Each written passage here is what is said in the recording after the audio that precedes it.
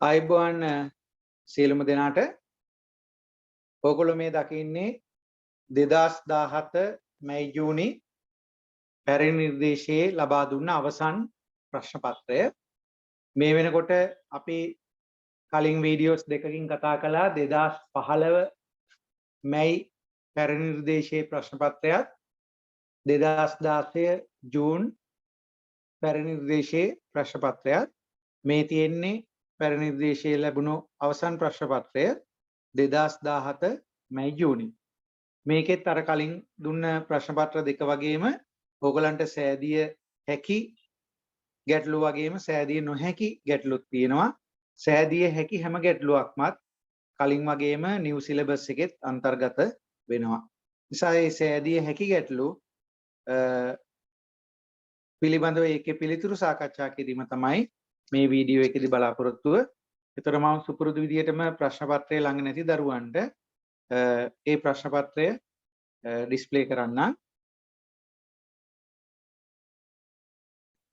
හරි මේක තමයි ඔයගලන්ට එම ප්‍රශ්න මේ PDF එක මම මේ වීඩියෝ එකට අදාළ වෙන ඩිස්ක්‍රිප්ෂන් එකෙත් ඇටච් කරලා තියෙනවා. ඒතර ඔයගලන්ට එතනින් PDF එකක් විදිහට ලබා ගන්නත් පුළුවන්. හරි. එතන මුලින්ම තියෙනවා සාධක වලට වෙන් කිරීම, ප්‍රකාශන සුළු කිරීම, ඒකම එක්සලා අගය සෙවීම, ඒ වගේම සමගාමී සමීකරණ සුපුරුදු විදිහටමයි පේපර් එකේ සංයුතිය. ඊට පස්සේ තියෙනවා සමීකරණ නිර්මාණය කිරීම. කලින් අපිට හමුුණා ඒක ඉල්ලුම් ශ්‍රිතයේ විදිහට ඉල්ලුම් සමීකරණය.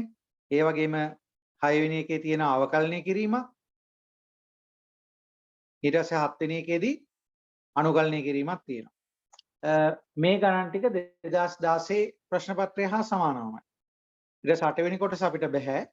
අපි ඒක අතාරිනවා. මේ 8 වෙනි කොටසට අදාළ කොටසක් තියෙන්නේ. ඊළඟ B කොටසේ තිබෙනවා ප්‍රශ්නාංක 2. ඒ ප්‍රශ්නාංක 2 අපිට හොයන්න පුළුවන්. ප්‍රශ්නාංක 2 ආයන්න කොටසත් ඒකම ආයන්න කොටස අපිට බොහොම ලේසියෙන් විසඳන්න පුළුවන්. ඒ වගේම ප්‍රශ්නාංක 3 මාජිනල් කොස්ට් එකක් දීලා ඒකක 6 ඉඳලා 10 දක්වා වැඩි වෙනකොට කොස්ට් එක කීයකින් වැඩි වෙනවද කියලා අහනවා. හරි. මෙන්න මේ ගැටලුව විශේෂයි. මෙන්න මේ ගැටලුව විශේෂයි. ඒකේ හේතුව තමයි මේක ඒකාධිකාරී තත්ත්වයක් යටතේ තමයි පාරිභෝගික අතිරික්තය හොයන්න තියෙන්නේ. ඒකාධිකාරී තත්ත්වයක් යටතේ තමයි පාරිභෝගික අතිරික්තය හොයන්න තියෙන්නේ. මීට කලින් ගණන් වලදී අපිට තිබුණේ පූර්ණ තරංකාරී perfect competition situation එක. මේ තියෙන්නේ monopoly situation එක. ඒකෙදි පාරිභෝගික අතිරික්තයේ consumer surplus වෙන විදිහේ වෙනසක් තියෙනවා. සමතුලිත ලක්ෂ්‍ය සොයාගන්නේ ඉල්ලුම් ශ්‍රිතය සහ සැපයුම් ශ්‍රිතය සමාන කිරීමෙන් තමයි D සමාන S කිරීමෙන් තමයි පූර්ණ තරංකාරී වෙළඳපොළකදී සමතුලිත ලක්ෂ්‍ය සොයාගන්නේ. නමුත් මේ වෙලාවේදී සමතුලිත ලක්ෂ්‍ය හොයාගන්නේ ඊට වඩා වෙනස් ක්‍රමයකින්. ඒක තමයි ලාභය උපරිම කරන්න. ඒක මේකේ ලියලා තියෙනවා.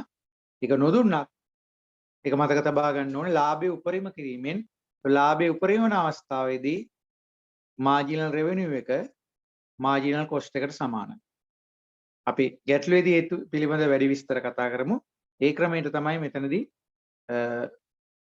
මේ ගැටලුව විසඳන්නේ. ඒක නිසා මේක විශේෂිත ගැටලුවක්. ඒකාධිකාරී තත්ත්වයටදී විසඳීමක් තමයි මෙතන තියෙන්නේ. ප්‍රශ්නාංක 4 අයන්න සුපුරුදු විදියටම මූල්‍ය ගණිතය තමයි තිබෙන්නේ. හරි. ඒ විදිහට තමයි මේ ප්‍රශ්න පත්‍රය ඔයගලන්ට ලියන්න පුළුවන් ප්‍රශ්න තියෙන්නේ. එහා පැත්තේ තියෙන කොටස් ටික අපිට හමු වෙන්නේ 3 වන අවුරුද්දේදී. හරි. එහෙනම් අපි මේ ප්‍රශ්න සඳහා පිළිතුරු මොනවද කියලා බලමු. එතකොට පේපර් එක ඔයගලන්ට ඩිස්ක්‍රිප්ෂන් එකේ ඇටච් කරලා තියෙනවා. PDF එකේ විදිහට ඒක ලබා ගන්නත් පුළුවන්. හරි. ඒතර ප්‍රශ්නාංක 1 ඒකේ ආයන්න කොටස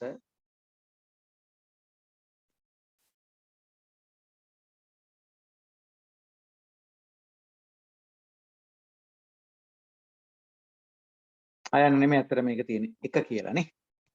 ප්‍රෝමිලක අංක 1 සාධක වලට වෙන් කරන්න තියෙන්නේ 2යි a වර්ගයේ x ධන 6යි a ඍණ abx ඍණ 3යි b. ඒතර සාධක වලට වෙන් කරනකොට ළඟම තියෙන ජෝඩු දෙක වෙන් කරගමු. මෙතන ඍණ ලකුණක් තියෙන නිසා අනිවාර්යයෙන්ම ඇතුලේ ඍණ 3යි b ධන 3යි b වෙනවා. මෙන්න මේ ඍණ ලකුණ තිබීම නිසා. ඒතර මේකට පොදු සාධක ගත්තොත් 2 පොදුයි a පොදුයි. එතකොට ax ධන 3 කියලා ලැබෙන්නේ. ඍණ මෙතනින් b පොදුයි. ඒතර ax ධන 3 කියලා හම්බ වෙන්නේ.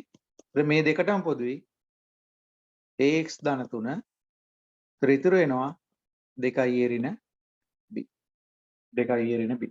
ඒතර මේක තමයි සාධක වෙන්නේ. සාධක වෙන්නේ. හරි. මොන විකල්පයක් විදියට අපිට හිතන්න පුළුවන්. මේක 2යි a වර්ගයේ x ධන 6යි a ඍණ abx ඍණ 3යි b. මේක අපි ජෝඩු කරමු 1යි 3යි 2යි 4යි. එහෙමත් පුළුවන් කරන්න. එතකොට 2යි a වර්ගයේ x ඍණ abx එතකොට මෙතන 6යි a ඍණ 3යි b. මේකට වරහණක් දාද්දී ප්‍රශ්නයක් නැහැ. අතුරු ලකුණ වෙනස් වෙන්නේ නැහැ. ඉස්සරහා ධන තිබෙන නිසා. දැන් පොදු සාධක ගත්තොත් මොනවද පොදු වෙන්නේ? a පොදුයි x පොදුයි. දැන් මොකද ඉතුරු වෙන්නේ? 2යි a ඍණ b. මෙතනින් 3 ඉලක්කම පොදුයි 2යි a ඍණ b. එතකොට මේ දෙකටම පොදු වෙනවා 2යි a ඍණ b. ඉතුරු වෙන්නේ ax ධන 3. කලින් උත්තරේම තමයි. නේ? කලින් උත්තරේම තමයි ස්ථාන දෙක මාරු වෙලා ඉතින් ගුණිත යන්නේ ප්‍රශ්නයක් නැහැ. ඒ නිසා ඕගොල්ලන්ට ළඟ ඉන්න දෙන්නා මෙහෙම ජෝඩු කරන්නත් පුළුවන්. නැත්නම් ඈත ඉන්න විදිහට මෙයයි ජෝඩු කරනවා. මෙයයි නැත්නම් මේ කොළ පාට දෙන්නයි රතු පාට දෙන්නයි වෙන වෙනම ජෝඩු කරන්නත් පුළුවන්. හරි? ඕන විදියකින් ඒක විසඳන්න පුළුවන්. විසඳීම ප්‍රශ්නයක් නැහැ. දෙවෙනි කොටස ප්‍රෝමිලක අංක 2 ප්‍රකාශනයේ සුළු කරන්න තියෙන්නේ x ධන 3 බෙදීම 2ix ඍණ 6 ඍණ 3 බෙදීම x ඍණ 3. පොදු හරයක් ගන්න ඕනේ. පොදු හරය ගන්නකොට පළවෙනි කොටසේ හරයේ දෙකේ ඉලක්කම පොදුයි. එතකොට x ඍණ 3 ඍණ 3 බෙදීම x ඍණ 3. ඒතර දිගටම පොදුයි. පොදු හරයට සෙට් කරනකොට දෙවරක් x ඍණ 3. ඒතර පළවෙනි කොටසේ එම හරයම ලියපු නිසා ලාවේ හැමම ලිය වෙනවා. ඍණ 3 වතාවක් එතන හරයට අලුතෙන් දෙකක් ආව නිසා උඩටත් දෙකක් එන 3 වරක් 2 6යි. එතකොට උඩ ඉතුරු වෙන්නේ ධන 3 ඍණ 6 x ඍණ 3 උඩ ඉතුරු වෙනවා. යට දෙවරක් x ඍණ 3. හරි. ඒතර මේ x ඍණ 3ට මේ x ඍණ 3 කපලා ගියාම අවසාන උත්තරය භාගය කියලා බොහොම පොඩි සුළු කිරීමකට වෙනකන් එනවා. අමාරු නෑ නේ. අමාරු නෑ. තුන්වෙනි කොටස පස් වතාවක් x ධන 4 සමානයි 5යි ඍණ 3 වතාවක් x ධන 3. මේකේ x ලාගේ මේ තියෙන සමීකරණයක්. සමීකරණේ x ලාගේ හොයන එක බොහොම සරලයි. රේඛීය සමීකරණයක්. වර්ග සමීකරණයකුත් නෙමෙයි.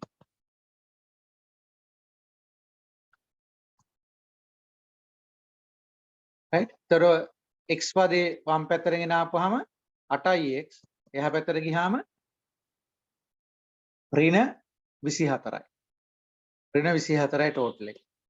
ඒ අනුව x වල උත්තරය ඍණ 3යි කියලා හම්බ වෙනවා. අමාරු නැත. ඊට පස්සේ සමගාමී සමීකරණ යුගලක්. දැන් මේ වගේ සමගාමී සමීකරණ යුගලක් නම් ඔයගලන්ගේ පේපර් එකේදී පළවෙනි ප්‍රශ්නේ විදිහට හමු වෙන්නේ නැහැ. මම කලින් කිව්වා වගේ ඒක න්‍යාස භාවිතයෙන් විසඳන්න තමයි එන්නේ.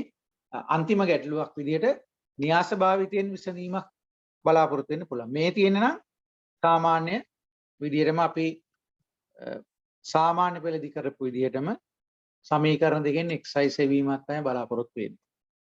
කැලේකින් ශනික උත්තරේ ගන්න පුළුවන්. නමුත් ඒක නෙමෙයි බලාපොරොත්තුව. ඕනනම් උත්තරේ චෙක් කරගන්න කැල්කියුලේටරේ පාවිච්චි කරන්න පුළුවන්.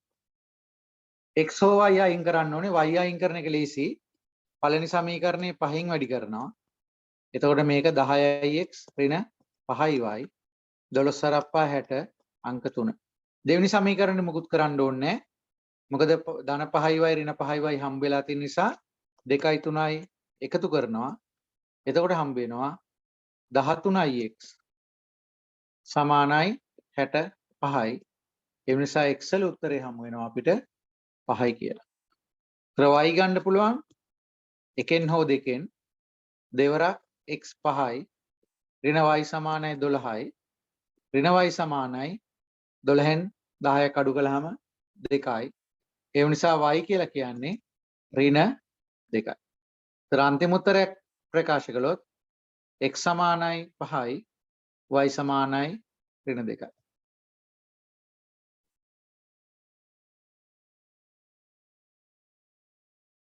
right?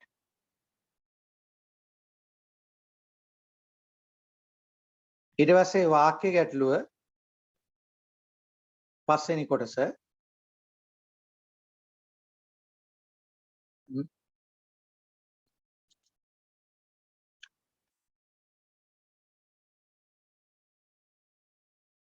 කර්මාන්ත ආයතනයක නිපදවන ඒකක සංඛ්‍යාව 200 ඉඳලා 300 දක්වා වැඩි කරන විට මුළු නිෂ්පාදන පිරිවැය 16000 ඉඳලා 20000 දක්වා වැඩි වෙනවා. ඉතින් ඒක හරිනේ. ඒකක සංඛ්‍යාව වැඩි කරනකොට පිරිවැය වැඩිවීමක් වෙනවා. නේ? පිරිවැය වැඩිවීමක් වෙනවා. එහෙමනම් මුළු නිෂ්පාදන පිරිවැය කොටසක් විදිහට ස්ථාවර පිරිවැය ඒක අතර මුළු නිෂ්පාදන පිරිවැය කොටසක් ස්ථාවර වන අතර අනෙක් කොටස නිපදවන ඒකක සංඛ්‍යානෝ වෙනස් වෙනවා. නම් රේඛීය පිරිවැය සමීකරණය සොයන්න කියලා තියෙනවා. කියන්නේ ස්ථාවර පිරිවැය දන විචල්්‍ය පිරිවැය විදිහට ලබා ගන්න කියලා තියෙනවා. එහෙනම් අපිට මේකෙදි සමීකරණයක් හදාගන්න වෙනවා. ඉතින් අපිට සාමාන්‍ය සමීකරණ විදිහට යන්න පුළුවන් නැත්නම් ප්‍රස්ථාර අක්ෂයක් ඇඳලම මේක ලකුණු කරන්නත් පුළුවන්. හරි? ඒතර තිරස් අක්ෂය x අක්ෂය, සිරස් අක්ෂය y අක්ෂය. හරි? ඒතර x කියලා කියන්නේ ඒකක සංඛ්‍යාව, y කියලා කියන්නේ අපිට පුළුවන් y නැතුව නම් ඒක පිරිවැය කියලා ලියා ගන්න.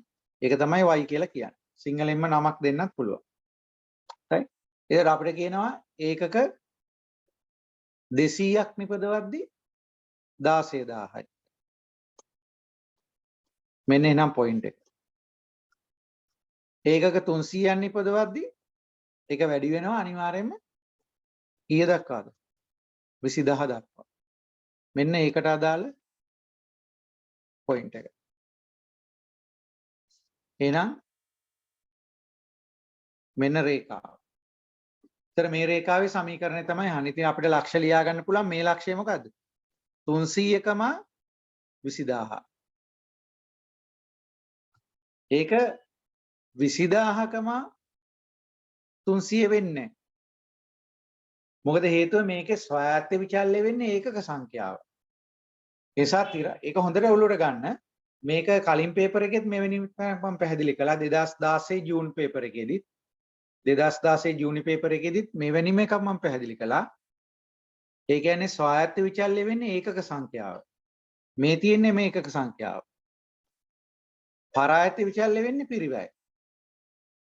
ඒක නිසා ඛණ්ඩාංකය ලියනකොට හරියට ලියන්න වරද්ද ගන්න එපා. හරි? ඒ නිවැරදි විදිහ 300කම 20000.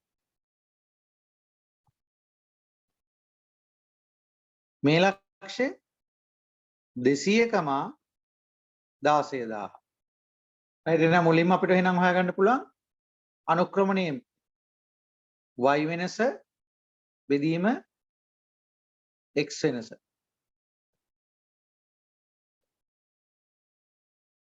y වෙනස බෙදීම x වෙනස. එතකොට අපි y ගම්මක උඩ තියෙන ලක්ෂය 20000න් 20000 ඍණ 16000 බෙදීම ඊට අනුරූපව x 300 ඍණ 200. තර 4000 බෙදීම 100 40යි. හරි. දැන් අර මම කියපු විදිහට වරද්ද ගත්තා නම් xi කණ්ඩායම මාරු කළා නම් මේක 40 නෙමෙයි එන්නේ. එතකොට එන්නේ එක බෙදීම 40 කියලා. ඒක ලොකු වැරද්දක් වෙනවා. හරි. ලොකු වැරද්දක් වෙනවා. එහෙනම් අපිට ඊට පස්සේ ලියා ගන්න පුළුවන් පිරිවැය රේඛාව y ඍණ y කණ්ඩාංකේ සමානයි අනුක්‍රමණය වතාවක් x ඍණ x කණ්ඩාංකය. ඒතර y ඍණ y කණ්ඩාංකේ කැමති ලක්ෂයක් ගමු උඩම තියෙන ලක්ෂය ගත්තොත් 20000 සමානයි 40 වතාවක් x ඍණ එයාට අදාළ x අගය 300යි. ඒතර y ඍණ 20000 සමානයි 40යි x ඍණ 12000. ඒතර y සමානයි 40යි x ධන 8000 කියලා එනවා. ඍණ 20000 අනිත් පැත්තේ යන ධන 20000යි ඍණ 12000යි ධන 8000යි. හරි. ඒතර මේ ධන 8000 තමයි ස්ථාවර පිරිවැය කොටස. නේ? මේ තියෙන්නේ ෆික්ස් කොස්ට් එක. 40 කියලා කියන්නේ යුනිට් වේරියබල් කොස්ට් එක. නේද? මේ විදිහට තමයි පිරිවැයශිතය නිර්මාණය වෙන්නේ. හරි? පිරිවැයශිතය නිර්මාණය වෙන්නේ. ඒතර මේකෙදී අපි ඒක yx වලින් තමයි ලියලා තියෙන්නේ. අපිට ඕනනම් මේක ලියා ගන්න පුළුවන්. අපි ඉතින් පිරිවැය ලියන්නේ c කියලානේ. ඒතර c සමානයි 40යි x 40යි q කියලා ලිව්වත් කමක් නැහැ. නේද? වැඩේ අවසන් වුණාට පස්සේ තමයි අපේ සුපුරුදු සංකේත වලට යන්නේ. නැත්නම් කොස්ට් එකට c දාන්නේ. එතනකන් xy වලින් තමයි අපි ලියා ගන්න. හරි? ඒතර මේක තමයි පිරිවැය ශ්‍රිතය වෙන්නේ. right? ඊට පස්සේ 6 සහ 7 කියන්නේ අනුකලනය කිරීම දෙකක්. ඒතර දැන් අලුත් පේපර් එකේදී අනුකලනය සහ අවකලනය 6 වෙනි එක අවකලනය 7 අනුකලනය ඒවා අපිට මේ ප්‍රශ්න අංක 3 4 වගේ තැන්වල තමයි අවකලනය අනුකලනය හම්බ වෙන්නේ. දැන් ඕල්ඩ් සිලබස් එකේදී ඒක පළවෙනි ප්‍රශ්නේම තියෙන ප්‍රශ්න ගොන්නක එකක් විදිහට දාලා තියෙනවා. හරි? නමුත් ඔය පස්වෙනි කොටස වෙනකම් කරපු ගණන් සමගාමී සමීකරණ ඔයගලත් අතහැරියට පස්සේ වර්තමානයේ ඉන්න නිව් සිලබස් එකේ උනත් තියෙනවා. හැබැයි එක වෙනසක් තියෙනවා ඕල්ඩ් සිලබස් එකේදී දර්ශක සුළු කිරීම පිළිබඳව ගැටලු නැහැ. නිව් සිලබස් එකේදී දර්ශක සුළු කිරීම තියෙනවා. පළවෙනිම ගානේ ඉන්නේ දර්ශක සුළු කිරීමක් නේ. ඒතර ඒ වගේ දෙයක් ඕල්ඩ් සිලබස් එකේ දකින්න හම්බෙන්නේ නැහැ. ඒතර ඒ වගේ වෙනසකුත් තියෙනවා. y සමානයි 3x ඍණ 5 බෙදීම වර්ගමූලය ඇතුලේ x වර්ගය ධන 7. මේක අවකලනය කරන්න තියෙනවා. එතකොට මේක u බෙදීම v අවකලනයක් තියෙනවා. ඔයගොල්ලෝ ආයි බැලුවොත් 2016 ජූන් පේපර් එකෙත් අවකලනයක් තියෙනවා. ඒකෙදි තියෙන්නේ y සමානයි වර්ගමූලයක් එක්ක තව ශ්‍රිතයක්. ඒ කියන්නේ ගුණිතයක අවකලනය. එතනත් වර්ගමූල ලකුණ තියෙනවා. මෙතන බෙදීමේ වර්ගමූල ලකුණ තියෙනවා. ඒතර වර්ගමූලයක් එන අවස්ථාවල සුළු කිරීම ටිකක් විශේෂිතයි නේ. සුළු කිරීම ටිකක් විශේෂිතයි. එහෙනම් මේක කොහොමද කරන්නේ? යට ශ්‍රිතයේ වතාවක් උඩ ශ්‍රිතයේ අවකලනය. මොකද උඩ ශ්‍රිතයේ අවකලනය? 3x ගේ අවකලනය 3යි ඍණ 5 අවකලනය 0. එහෙනම් ඔච්චරයි. ඍණ ඊට පස්සේ උඩ ශ්‍රිතයේ වතාවක් යට ශ්‍රිතයේ අවකලනය. මොකද යට ශ්‍රිතේ x වර්ගය ධන 7 භාගය බලය. නම් භාගයයි x වර්ගය ධන 7න් එකෙන් භාගයක් අඩු වුණා ඍණ භාගයයි වැඩි කරන්න ඕනේ ඇතුළේ තිබෙන මෙම කොටසේ අවකලනය. ඒතර එයාගේ අවකලනය 2x. මේ සම්පූර්ණ එක බෙදන්න ඕනේ කාගෙන්ද?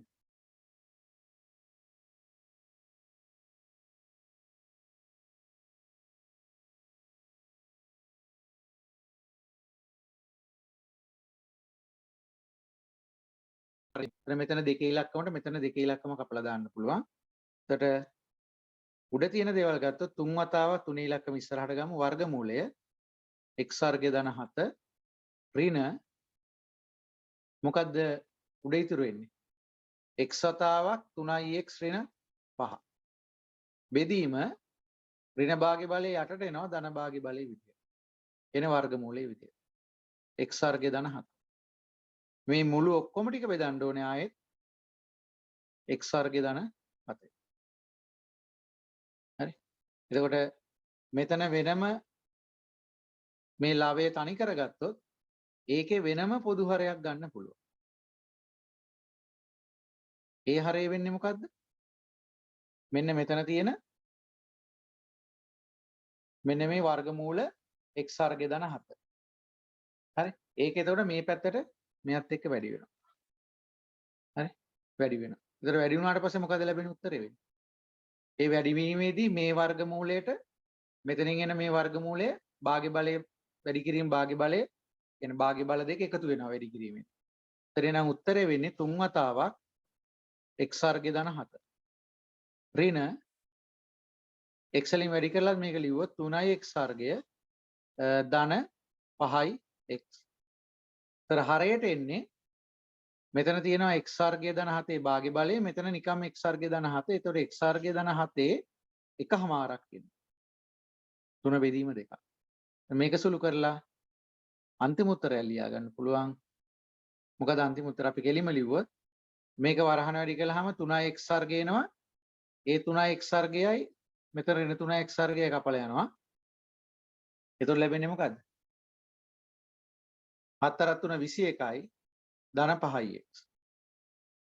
නැත්නම් 5x ධන 21. යට x වර්ගය ධන 7 3 බෙදීම 2. මේක තමයි අවසාන පිළිතුර වෙන්නේ. හරි. එතකොට මේ වගේ බීජයේ සුළු කිරීමක් බලාපොරොත්තු වෙන නමුත් කෙසේ වුණත් මෙන්න මෙතනින් පස්සේ අපේ අවකලනයේ අවසానයි ඊට පස්සේ තියෙන සුළු කිරීම. රතු පාටින් මම ඉරියන් දලා තියෙන අවකලනයේ අවස්ථාව. එතනින් පස්සේ හැබැයි සුළු කිරීමක් බලාපොරොත්තු වෙනවා. ඊට පස්සේ 7 වෙනි කොටස. 7 වෙනි කොටස fx ශ්‍රිතයක් තියෙනවා. ඒ fx ශ්‍රිතය අනුකලනය කරන්න තියෙන්නේ x වර්ගය 7x ඍණ 5. එතකොට මේක අනුකලනයේ ප්‍රථමයෙන් මේක වරහන වැඩි කරන්නේ මොකද ගුණිතයක අනුකලනය කියලා දෙයක් අපි ඉගෙන නැහැ. ගුණිතයක අවකලනය ඉගෙන ගත්තට නිසා ගුණිතයක් නොපෙනෙන්න ಗುಣ කිරීමක් කරලා ඉවර කරන්න ඕනේ. ඒතර x වර්ගයෙන් වැඩි කළාම මෙහෙම උත්තරයක් එනවා. හරි. එහෙනම් ඊට පස්සේ අපිට ලියන්න පුළුවන් ඒ නිසා අනුකලනයෙන් වම් පැත්ත අනුකලනය කරනවා fx dx එනවා. ඒතකොට එහෙනම් ඊට ගැලපෙන දකුණු පැත්තත් අනුකලනය කරනවා 7x 3 ඍණ 5x වර්ගයේ dx. කොටස් දෙක වෙනෙනම අනුකලනය කරනවා 7 තියාගත්ත ඉස්සරහා x වල 3 අනුකලනය x වල 4 බෙදීම 4යි ඍණ 5යි x වර්ගය අනුකලනය x 3 බෙදීම 3යි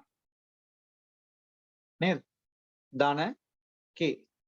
ඉතින් මේක තමයි අන්තිම උත්තරේ. නම් පොඩ්ඩක් පිළිවෙලට ලියාගත්තොත් 7 බෙදීම 4යි x ගේ 4 ඍණ 5 බෙදීම 3යි x ගේ 3 ධන k.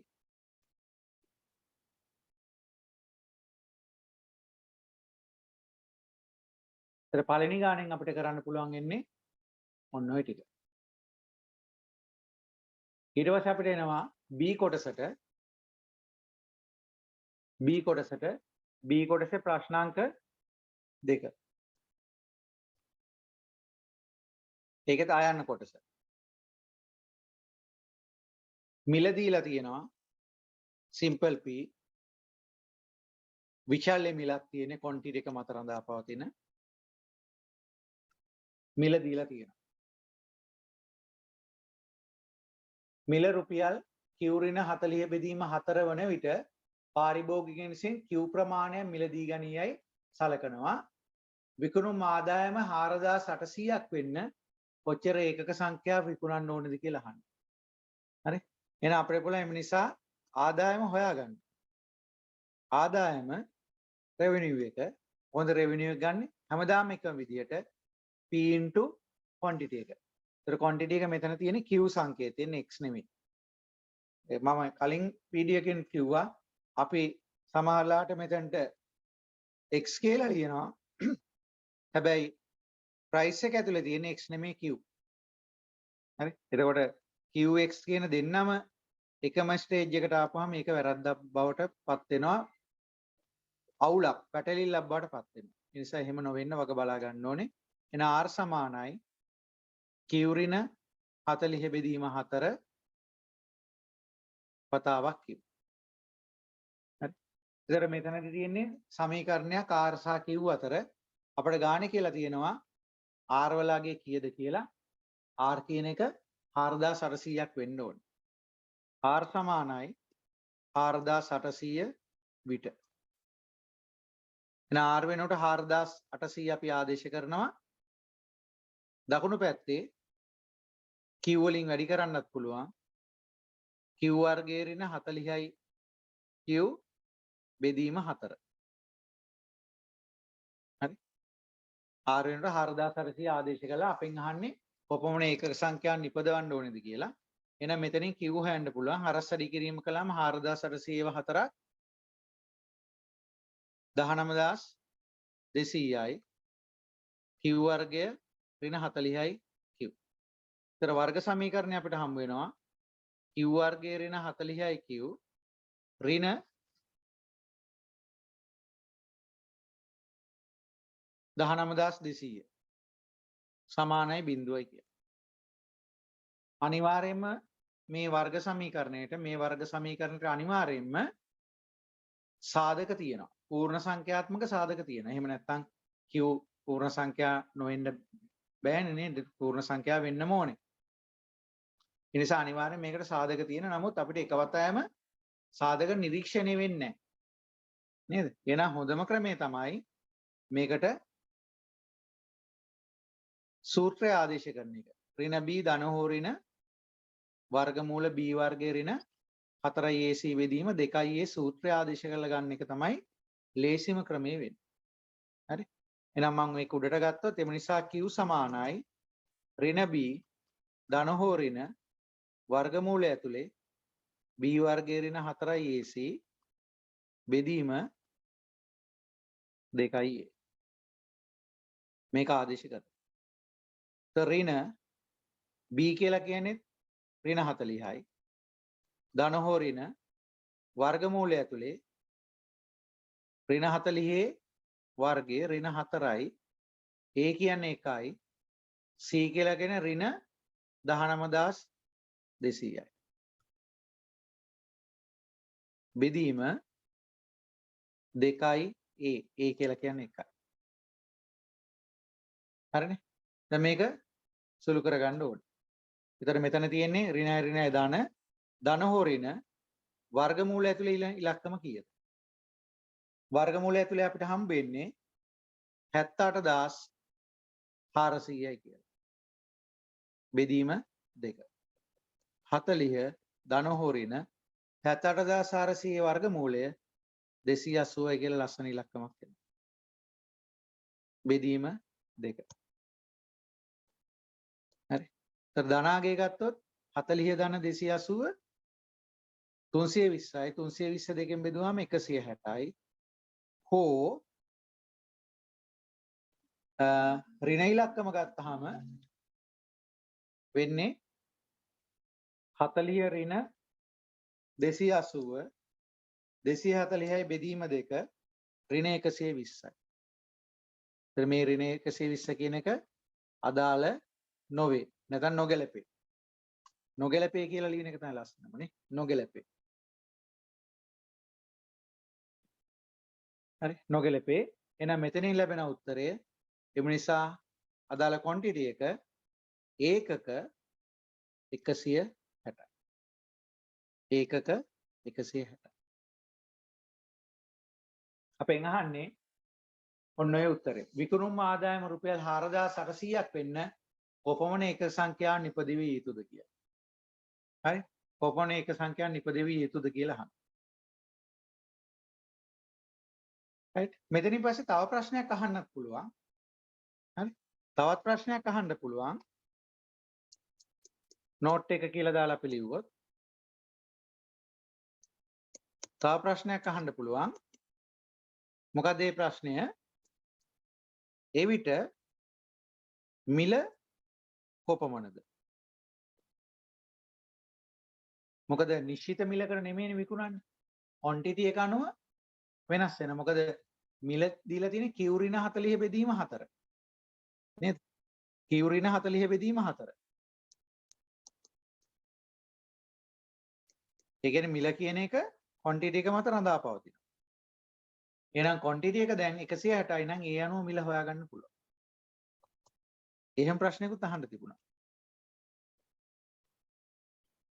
මිල කීයද නම් රුපියල් 30යි. රුපියල් 30යි.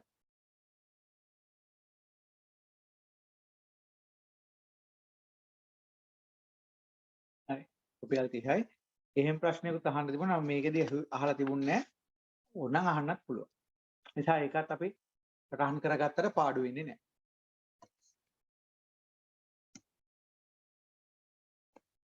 ඊට පස්සේ ආයන්න කොටස එක්තරා නිෂ්පාදනය සඳහා ඉල්ලුම් සමීකරණය තියෙනවා ප්‍රයිස් එක. ප්‍රයිස් එකකින් ඉතින් අපිට පුළුවන් රෙවෙනියු එකට එන්න. වෙනම තියෙනවා පිරිවැශිතය. එතන අපේ අර සුපුරුදු ප්‍රශ්න ටිකක් අපෙන් අහනවා. පළවෙනි කොටස ආදායම් ශ්‍රිතය සහ ලාභ ශ්‍රිතය. ආදායම් ශ්‍රිතය. ඒතර කොහොමද රෙවෙනියු එක ගන්නෙ? කලිනුත් මේක අපි ලියලා තියෙනවා. P වැඩි කිරීම Q. හැබැයි Q කියලා ලියද්දි බලන්න ඕනේ මෙතන quantity එක දාලා තියෙන්නේ Q වලින්ද X වලින්ද කියලා. මේකේ දාලා තියෙන්නේ X වලින්. Q කියලා නෙමෙයි අපි ලියන්න ඕනේ X කියලා. එහෙනම් රෙවෙනියු එක සම්පූර්ණ වෙනවා. ප්‍රයිස් එක දීලා තියෙනවා ඍණ 2x ධන 600යි. ඒකත් විචල්්‍ය මිලක්. quantity එක X මත රඳා පවතින අයන්න කොටසේ වගේමයි. මේක X. එහෙනම් රෙවෙනියු ෆන්ක්ෂන් එක ලියන්න පුළුවන් ඍණ 2x වර්ගය ධන 600යි x. මේක තමයි අපේ රෙවෙනියු ෆන්ක්ෂන් එක වෙන්නේ. එසේ ලාභ ශ්‍රිතයත් අහන පිරිවැය දීලා තියෙනවා. ලාභ ශ්‍රිතය කැපිටල් P ඒක R ඍණ C. ඒතර R කියලා කියන ඍණ 2x වර්ගය ධන 600යි x. මේකෙන් අඩු කරනවා පිරිවැය ඒක දීලා තියෙනවා 0.2x වර්ගය ධන 28x ධන 12800යි. එතන මේක අපි සුළු කරගත්තොත් ඍණ 2x වර්ගය ධන 600ix ඍණ 0.2x වර්ගය ඍණ 28ix ඍණ 12800. එහෙනම් අන්තිම උත්තර ලියන්න පුළුවන් P වල x වර්ගයේ පද මුලින් ලියාගත්තොත් 2 ඍණ 2.2 x වර්ගය. ඒතර x වර්ගයේ පද දෙකම ගත්තා. x ගත්තාම 600ix ඍණ 28ix 628 ගියාම 572ix ඍණ 12800. මෙන්න අපිට ලැබෙන ලාභ ශ්‍රිතය. ආදායම් ශ්‍රිතය සහ ලාභ ශ්‍රිතය සොයන්න. දෙවනට තියෙන්නේ ලාභය උපරිම කරන නිෂ්පාදන මට්ටම. එහෙනම් මේ ලාභ ශ්‍රිතය අවකලනය කරමින් තමයි කරන්න ඕනේ. මම ඒක නිසා මේකේ උඩට එන්නම්කෝ. මේ ටික ඉරේස් කරලා.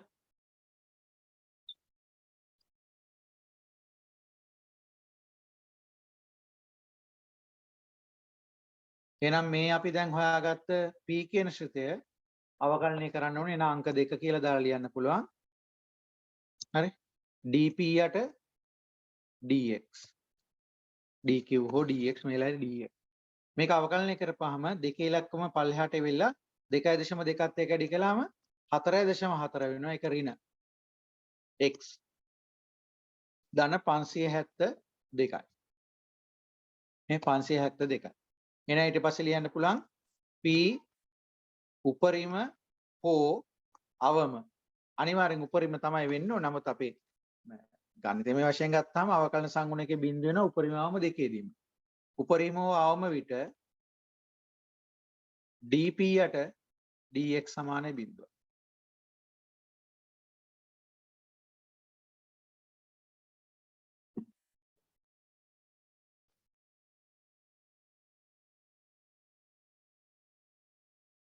ඒතර x එන්නේ 572 බෙදීම 4.4 572 බෙදීම 4.4 ලස්සන උත්තරයක් එනවා 130යි කියලා. 130යි කියලා. එහෙනම් මෙන්න මේ 130 දී p උපරිම වෙන්නත් පුළුවන් ආම වෙන්නත් පුළුවන්. ඊට පස්සේ අපි ගන්න ඕනේ තවද මෙයාගේ දෙවෙනි අවකලනය මෙතන. d2p යට dx වර්ගය. එතකොට ඒක ඍණ 4.4යි. මේක කෙලින්ම ඍණාගයක්. එහෙනම් x මත රඳා නොපවතින ඍණාගයක්. නමුත් අපි ලියනකොට ලියන්නේ x සමාන 130 දී මේක ඍණාගයක් නිසා ලාභය උපරිම වෙනවා කියලා. ඒ නිසා x සමාන 130 දී p උපරිම වේ. p උපරිම වේ.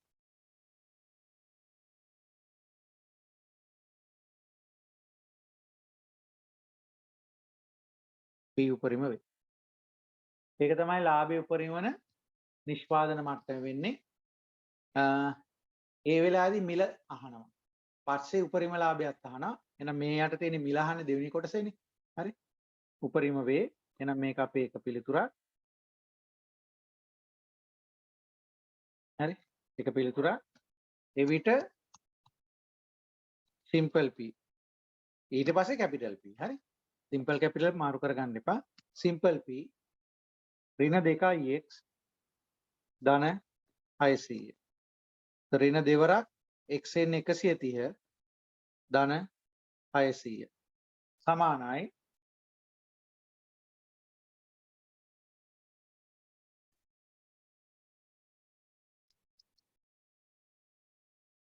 රුපියල් 340. රුපියල් 340. හරි. ඊට පස්සේ අහනවා එම උපරිම ලාභයක් කීයද කියලා. එහෙනම් මම මෙතනින් අයින් වෙන්නම් 130 දී උපරිම ලාභය අහනවා. එහෙනම් අංක 3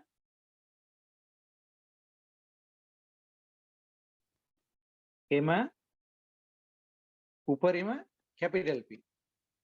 එතකොට කැපිටල් P ශ්‍රිතයට ආදේශ කරලා ගන්න ඕනේ. කැපිටල් P ශ්‍රිතය 2.2 එක්සල වර්ගය ඒ කියන්නේ 130 වර්ගය ධන 572යි x 130 ඍණ 12000. හරි. මෙතකොට මේකේ උත්තරය රුපියල් වලින් එන්නේ 29880යි. 29880යි. ඒ විදිහට තමයි දෙවෙනි ප්‍රශ්නෙට උත්තරේ ගන්න. ඊට පස්සේ අපි එනවා තුන්වෙනි ප්‍රශ්නෙට.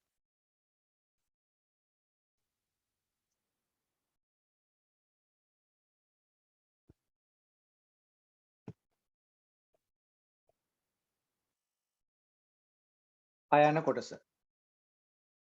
එක්තරා නිෂ්පාදනයකින් ඒකක x නිපදීමේදී ආන්තික පිරිවැය මාර්ජිනල් කොස්ට් එක දීලා තියෙනවා ඔයගලන්ට.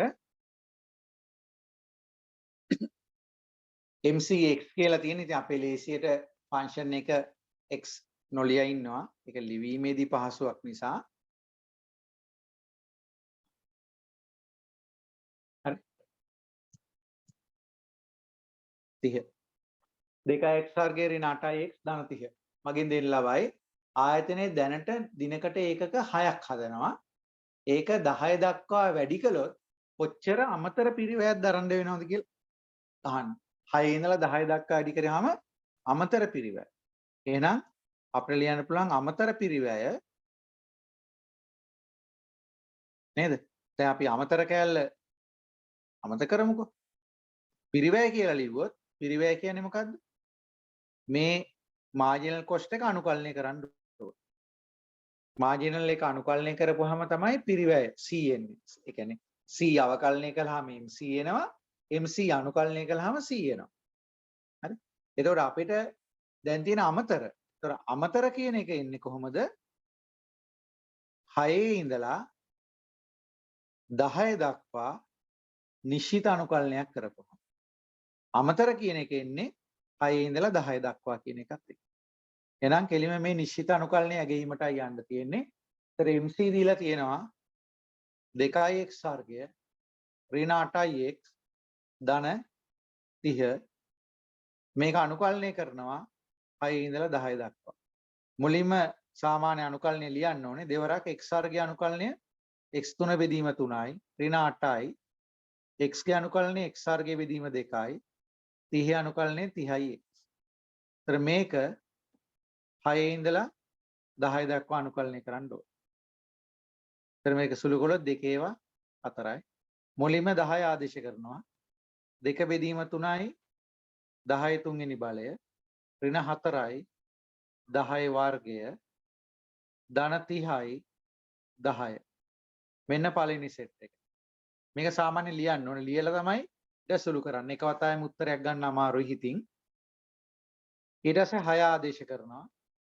2 බෙදීම 3යි 6 තුන්වෙනි බලය ඍණ 4යි 6 වර්ගය ධන 30යි 6. මේක තමයි ආදේශය වෙන්නේ. ඒතර මේක සුළු කරපුවාම පළවෙනි කොටුවෙන් එන්නේ 1700 බෙදීම 3 දෙවන කොටුවෙන් එන්නේ 180. ඒතර සුළු කරාම අමතර පිරිවැය රුපියල් 386යි 767ක් වෙනවා. බලන්න ආයෙ චෙක් කළා. 1700 බෙදීම 3 ඍණ 180. 386යි 767ක් වෙනවා. මේක සාමාන්‍ය ගැටලුවක් නේද? සාමාන්‍යයෙන් අහන ගාන. ඊට ආයන්න මම අර ඉන්ට්‍රැක්ෂන් එකේදී කියපුව විශේෂිත ගැටලුව ඒකාධිකාරී තත්ත්වයකදී පාරිභෝගික අතිරික්තය හොයන්න තියෙනවා. ඒතර ඔයගලන්ට මුලින්ම දෙනවා ඉල්ලුම් ශ්‍රිතය ඩිමාන්ඩ් ෆන්ක්ෂන් එක දෙනවා P සමානයි 58 ඍණ Q වර්ගය. පූර්ණ තරංකාරී නම් S එකත් මෙහෙමම දෙනවා. මොකද්ද කියන්නේ? පූර්ණ තරංකාරී නම් D වල ප්‍රයිස් එකක් දෙනවා S වල ප්‍රයිස් එකක් දෙනවා. මේ ප්‍රයිස් දෙක සමාන කරලා Q හොයනවා. ඒ Q ආදේශ කරලා ආයේ ප්‍රයිස් එක හොයනවා. එහෙමනේ සමතුලිත ලක්ෂය ගත්තේ. නමුත් ඒකාධිකාරී වෙළඳපොළකදී ඔයගලන්ට සපයන්නේ ශ්‍රිතයක් විදිහට ඉල්ලුම් ශ්‍රිතය පමණයි සැපයුම් ශ්‍රිතය දෙන්නේ නැහැ. ඒ වෙනුවට මෙතන දීලා තියෙනවා මාජිනල් කොස්ට් එක. මාජිනල් කොස්ට් එක තියෙනවා. ඒක කීයද? 6 ධන Q වර්ගයේ බෙදීම 4. හරි. මේක තමයි මාජිනල් කොස්ට් එක. මේ දත්ත දෙක තමයි දීලා තියෙන්නේ. එහෙනම් සමතුලිත ලක්ෂය හොයන්නේ කොහොමද? ලාභයේ උපරිම කිරීමෙන් මේක එක වෙනම කියලා තියෙනවා. ලාභයේ උපරිම කරන ලෙසයි කියලා. නමුත් ඒක නොකිය තිබෙන්නත් පුළුවන්. ඒතකොට අපි දැනගන්න ඕනේ සමතුලිත ලක්ෂය සොයන්නේ ලාභයේ උපරිම කිරීමෙන් බව. එහෙනම් සමතුලිත ලක්ෂයේදී මොකද වෙන්නේ? ලාභය උපරිම වේ. ඒ විදිහ මොකද සිද්ධ වෙන්නේ? ලාභයේ උපරිම නම් ලාභයේ අවකලනයේ බිඳුවයි. ඒක ලාභය හොයන්නේ කොහොමද? ලාභය සොයාගන්නේ ආදායම ඍණ පිරිවැය. ආදායම ඍණ පිරිවැය. R ඍණ C. R හොයාගන්නේ කොහොමද? ප්‍රයිස් එක වැඩි කරනවා quantity එකේ. C හොයාගන්නේ කොහොමද? MC දීලා තියෙන නිසා MC අනුකලනය කරලා. මේ වගේ process එකකින් තමයි ලාභය හොයන්නේ. ඒක ලාභය හොයලා ඒක ආය අවකලනය කරන්න ඕනේ. ඒතර ඔයගොල්ලන්ට පේන අනුකලනය කිරීමකුත් තියෙනවා පස්සේ අවකලනය කිරීමකුත් තියෙනවා. හරි? ඒක ටිකක් අපි කියන්නේ වටවන්දනාව යනවා වගේ වැඩක් වෙනවා. ඒ නිසා මේ වෙලාවේදී අපි ලාභයේ උපරිම කිරීම කියන එක ගන්නෙ කොහොමද? මාජිනල් රෙවෙනියු එක සමානයි මාජිනල් කොස්ට් එක. එතකොට මාජිනල් ප්‍රොෆිට් එක බිඳුව. මාජිනල් ප්‍රොෆිට් එක තමයි P ගේ අවකලනය කියන්නේ නේ. ඒ නිසා මේලාදී ලේසි මෙහෙම ලියන එක. MR MC දෙක සමාන කිරීම. හරි. MR MC දෙක සමාන කිරීම. එහෙනම් MR හොයන්න නම් මුලින්ම R හොයාගෙන තියෙන්න ඕනේ. නේ? එහෙනම් මෙන්න මෙතනින් අපිට පුළුවන් R හොයන්න. මෙතනදීම හොයමු R.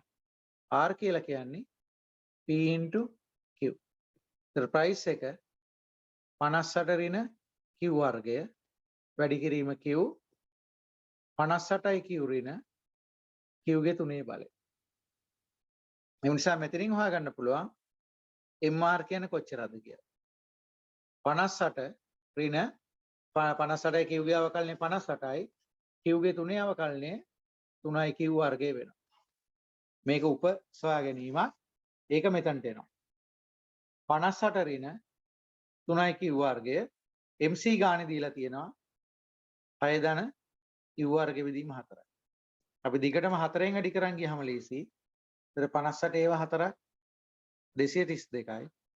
ඍණ 12යි Q වර්ගය සමානයි 24 ධන Q වර්ගය. ඒතර ඍණ 13යි Q වර්ගය සමානයි ඍණ 208යි. ඒතර මෙතනින් එනවා Q වර්ගය කියලා කියන්නේ 16යි Q කියලා කියන්නේ ධන හෝ ඍණ 4යි. නෝ ක්වොන්ටිටි එක ඍණ 4 කියන එක වළංගු එකක් නෙමෙයි. ඒක නිසා කෙලින්ම අපි ධන 4 කියලාම ලියනවා. හරි. ධන 4 කියලාම ලියනවා. එහෙනම් සමතුලිත ප්‍රමාණය තමයි මේ තියෙන්නේ. එවිට ප්‍රයිස් එකත් හොයාගන්න ඕනේ අපි සමතුලිත ලක්ෂයට. ඒ ප්‍රයිස් එක උඩින්ම හොයාගන්න පුළුවන්. 58 ඍණ Q වර්ගය. ඒතර Q වර්ගය කියන්නේ 4 වර්ගය 16යි. 58න් 16ක් ගියාම 42යි. එහෙනම් මෙන්න මේ සොයා ගැනීමත් එක්ක තමයි අපි ප්‍රස්ථාරය අඳින්න ලෑස්ති. හරි. Q වගේ 4යි. සිම්පල් P ප්‍රයිස් එක 42යි. හරිනේ?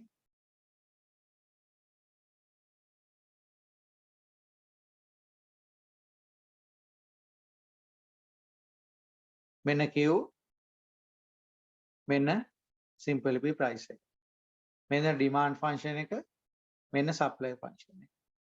මෙන්න ඩිමාන්ඩ් එක මේක සප්ලයි. તો ඩිමාන්ඩ් එක අපිට දෙනවා P සමානයි 58 ඍණ Q වර්ගය කියලා. මෙතන තියෙන සමතුලිත ලක්ෂය. ඒ සමතුලිත ලක්ෂයේදී ක්වොන්ටිටි එක 4යි. ප්‍රයිස් එක 42යි. ඒතර අපෙන් අහන්නේ කන්සියුමර් සර්ප්ලස් එක මේ තියෙන්නේ කන්සියුමර් සර්ප්ලස්. right? එහෙනම් කන්සියුමර් සර්ප්ලස් එක හොයන සමීකරණය වෙන්නේ අපි අනුකලනය කරනවා ඩිමාන්ඩ් ෆන්ක්ෂන් එක කී ඉඳලාද බිඳුවේ සිට 4 දක්වා. ඒකෙන් අඩු කරන්න ඕනේ ඍජුකෝණාශ්‍රය වර්ගඵලය 42 වරක් 4. ඒතර D කියන ෆන්ක්ෂන් එක 58 ඍණ Q වර්ගය DQ ඍණ 168යි. බිඳුවේ ඉඳලා 4 දක්වා. මම මේක මේ පැත්තට ගන්නම්. හරි. මේක සමානයි 58 අනුකලනය 58යි Q ඍණ Q වර්ගය අනුකලනය Q3 බෙදීම 3යි. බිඳුවේ ඉඳලා 4 දක්වා ඍණ 168යි. හරි. එහෙනම් මුලින්ම 4 ආදේශ කරනවා 58 ඒවා 4යි. ඍණ 4 තුන්වෙනි බලය බෙදීම 3යි. ඒකෙන් අඩු වෙන බිඳුව ආදේශ කළාම කොහොමද බිඳුවයි 168ටත් අඩු වෙනවා. ඒත් මෙතනින් ලැබෙන උත්තරය 58 ඒවා 4න් 4 3 බලය බෙදීම 3 ඍණ 168 ගත්තාම රුපියල් 42යි 767යි. මේක තමයි පාරිභෝගික අතිරික්තය වෙන්නේ. හරි. පාරිභෝගික අතිරික්තය වෙන්නේ මේක. හොඳයි. ඊට පස්සේ එනවා අපි අවසාන ප්‍රශ්නය ප්‍රශ්නාංක 4ට ඒක ආයන්න කොටස. බොහොම පහසු ප්‍රශ්නයක්. මාසික සංයුක්තකරණ 12%ක පොලි අනුපාතයක් ඇත්තේ වසර 6ක් සඳහා වන් ටයිම් ඩිපොසිට් එකක් තියෙන ලක්ෂ 5ක සම්පූර්ණ මුදල අහනවා. මෙන්න ජනප්‍රිය සූත්‍රය. එහෙනම් මේකේ සංකේත P දීලා තියෙන ලක්ෂ 5ක් කියලා. ඊට පස්සේ ඉන්ට්‍රස්ට් එක 12%යි. ඒ නාමික පොලි අනුපාතිකයේ වාර්ෂික නාමික පොලි අනුපාතිකය සංයුක්තකරණේ මාසිකව එහෙනම් 12න් බෙදන්න ඕනේ 0.01යි. n කියලා කියන්නේ අවුරුදු 6යි. නමුත් මාස වලින් ගන්න ඕනේ 72ක්. මොකද මාසිකව තමයි සංයුක්ත කරන්නේ. එහෙනම් ඉස්සෙල් උත්තරය ලක්ෂ 5 1.01 72 වෙනි බලය. 1.01 1.01 72 වෙනි බලය. එතකොට කැල් එකෙන් මේකට උත්තරේ ගන්න පුළුවන් රුපියල් මිලියන 1යි 23යි 549යි 7 66ක් 67ක් කියලා දාන්න පුළුවන්. මිලියන එනකොට සතේ ගණන් ගන්න දෙයක්වත් නෑ වගේ නේ. ඒතර මෙහෙම තමයි ආයන්නේ උත්තරේ ගන්න. ඊට පස්සේ ආයන කලින් ගණන් වලට වඩා වෙනස්. මෙතන තියෙන්නේ මොකද්ද? අනිල් ජයමානට මුදල් ප්‍රමාණයක් ණයට ගැනීමට අවශ්‍යව ඇත.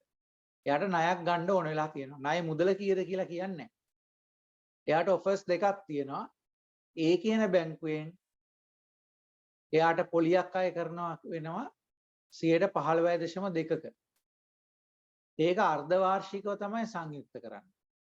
B කියන බැංකුව කියනවා අපේ පොලිය 15%යි ඒක මාසිකව සංයුක්ත කරයි. එහෙනම් මෙයා තෝරගන්නේ අඩු පොලියක් අය කරන බැංකුව. නේද? එහෙනම් අහනවා වඩා අඩු පොලි ප්‍රමාණයක් අනිල් ගෙවී යුතු වන්නේ කුමන බැංකුවටද? එයා තෝරගන්නේ අඩු පොලියක් අය කරන බැංකුව. දැන් එයා ඩිපොසිට් එකක් නම් කරන්න යන්නේ වැඩි පොලියක් අය කරන බැංකුව වෙනවා. එයා ණයක් ගන්න නිසා අඩු පොලියක් අය කරන බැංකුව වෙනවා. ඒතර කොහොමද අපි මේ දේ හොයාගන්නේ? ඒකට තමයි අපිට තියෙන්නේ මොකද්ද? සඵල පොලි අනුපාතිකය. ඉෆෙක්ටිව් රේට් එක. ER. ඔයගොල්ලන් සූත්‍රිකාලා ඉස්තුවේ ER කියලා තමයි දීලා දෙන්නේ. ඉෆෙක්ටිව් රේට් එක. ඒක ගන්නෙ කොහොමද? එක ධන I බෙදීම F එයාගේ F වෙනි බලය ඍණ 1. I කියලා කියන්නේ වාර්ෂික නාමික පොලිය අනුපාතිකය. F කියන්නේ අවුරුද්දට කී වතාවක් පොලිය බලනවද කියන්නේ.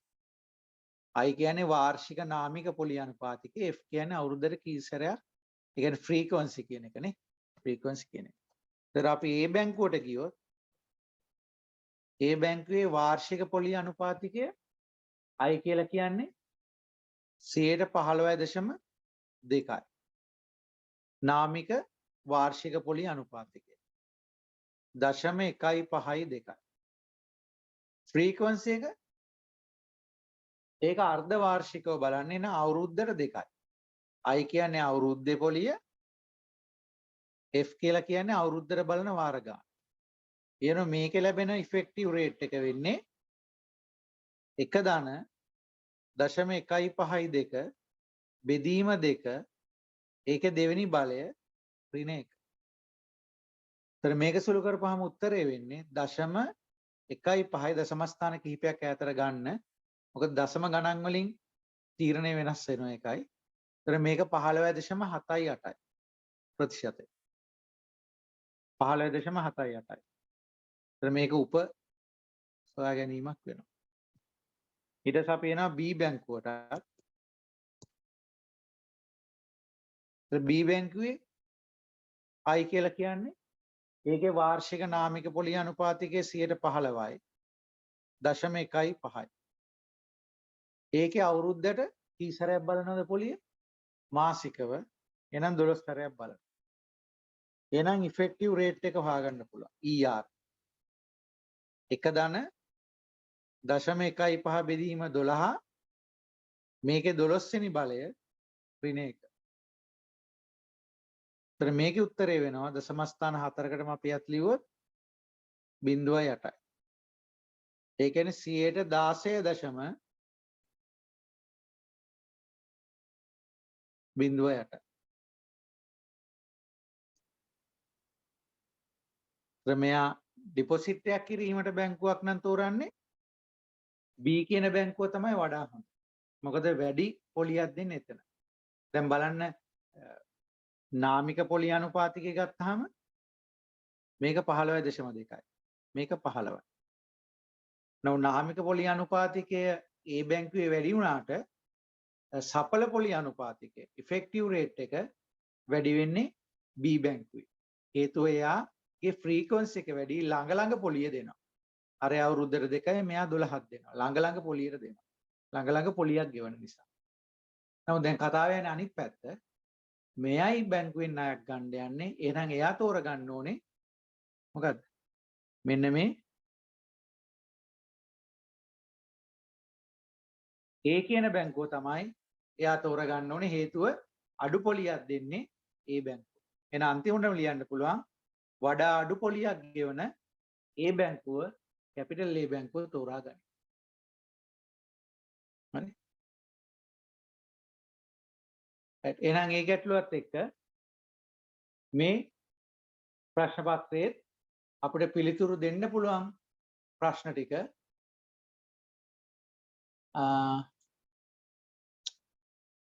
තව එක කොටසක් තියෙනවා. ඒක මම ඉන්ටරැක්ෂන් එකේදී පෙන්වුවේ නැහැ. ආයන්න ඈන්නේ තව කොටසක් තියෙනවා. ඒක කලින් මම ඉන්ටරැක්ෂන් එකේදී ඔයගලන්ට පෙන්වුවේ නැති එක.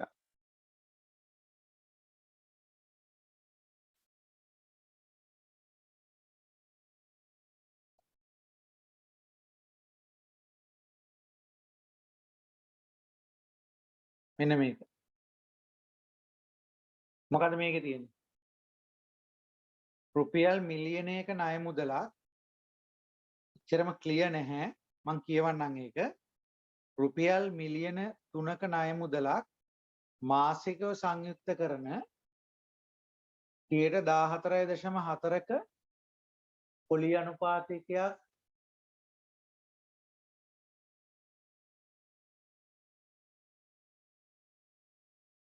අනුපාතිකයක්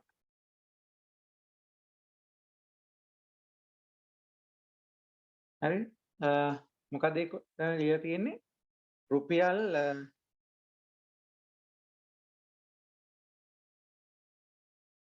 මිලියනයක ණය මුදලක් මාසිකව සංයුක්ත කරන 14.4ක පොලි අනුපාතයක් යටතේ වසර මේ වසර කියලා මෙතන තියෙන්නේ 15ක් සඳහා ක්‍රමක්ෂණය කරනු ලබයි.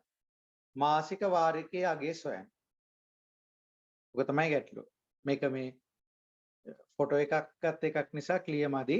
නමුත් ප්‍රශ්නය මම කිව්වා පැහැදිලිවම රුපියල් මිලියන 3ක ණය මුදලක් මාසිකව සංයුක්ත කරන ඒක වැදගත් මාසිකව කියන එක 14.4ක පොලි අනුපාතයක් යටතේ වසර 15ක් සඳහා ක්‍රමක්ෂය කරනු ලබයි. මාසික වාරිකයේ අගය සොයන්න. හරි මාසික වාරිකයේ අගය සොයන්න. ඒතර මේකට ඔයගලන්ට ඍජු සූත්‍රයක් තියෙනවා. ඍජු සූත්‍රයක් තියෙනවා. මොකක්ද ඒ සූත්‍රය?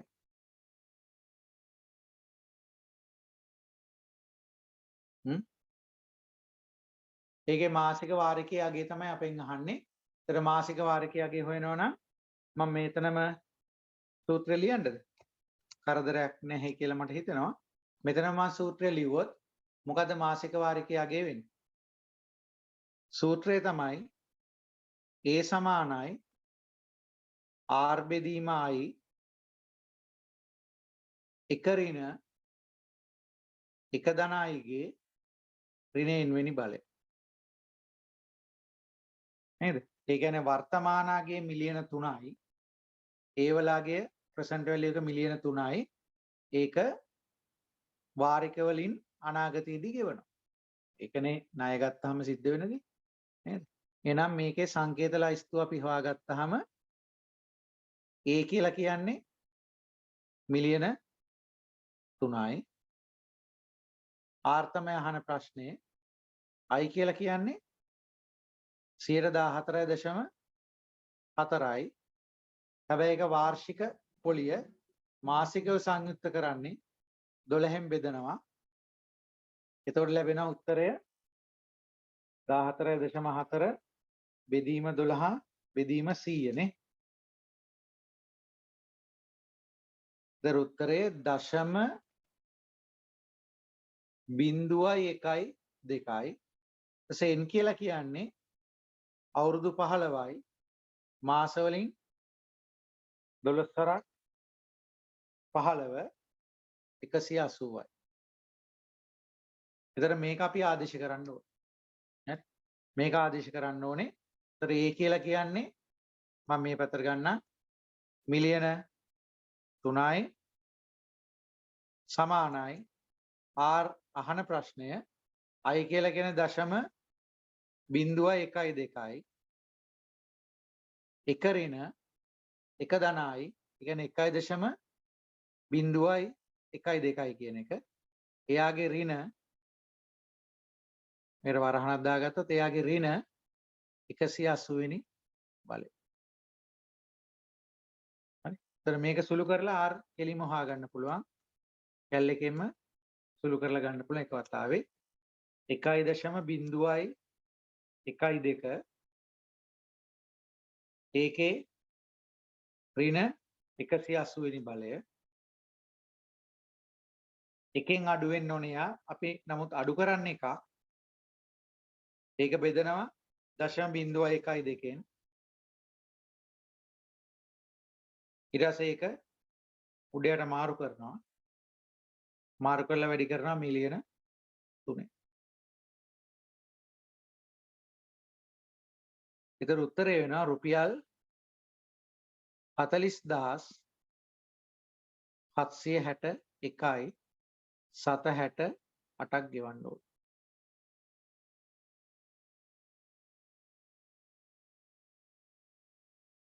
$40,761යි 768ක් ගෙවන්න ඕනේ මාසික වාරිකයේ ලෙස. අය පොඩ්ඩක් චෙක් කරලා බලන්න.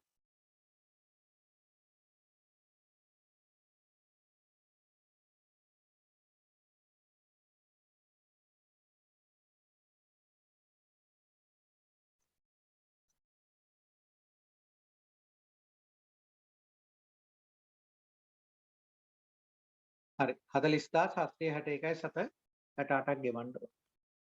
ඒක තමයි මාසික වාරිකයේ වටිනාකම. ඒතර ක්‍රමක්ෂය ගැන තවත් ප්‍රශ්න අහන්න පුළුවන්. දැන් මෙතන වාරික 180ක් තියෙනවා. අපෙන් අහන්න පුළුවන් 120 වෙනි වාරිකයේ ආරම්භයේදී ඉතිරි වෙලා තියෙන ණය මුදල කොච්චරක්ද කියලා. එතකොට ඒකේ සමානයි කියලා සූත්‍රයක් තියෙනවා නේ.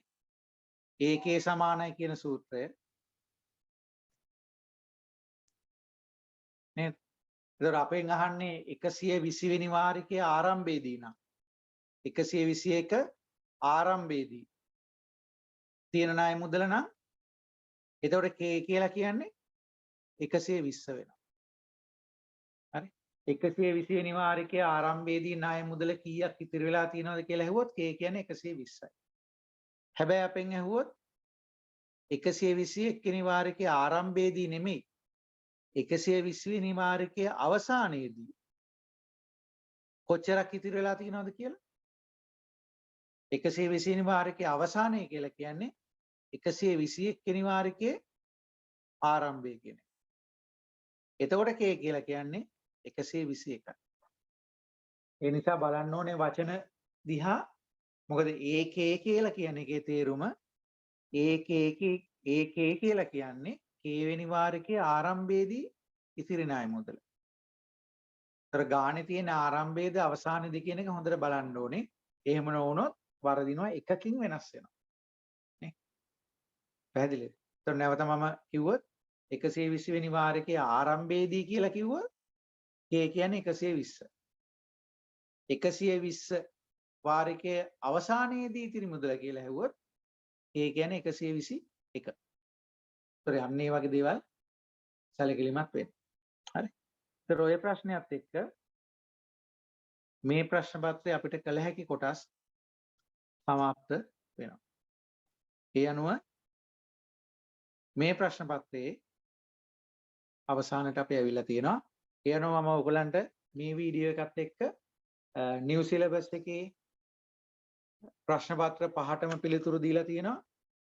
ඕල් සිලබස් එකේ ප්‍රශ්න 3යි. ඒ කියන්නේ පුනරීක්ෂණ 3 විතරයි ගත්තේ.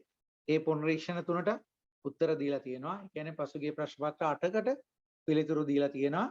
ඔයගලන්ගේ පිළිතුරුත් එක්ක ඒවා සංසන්දනය කළා හරි වැරදි විකල්ප ක්‍රම අඳුර ගන්න පුළුවන්.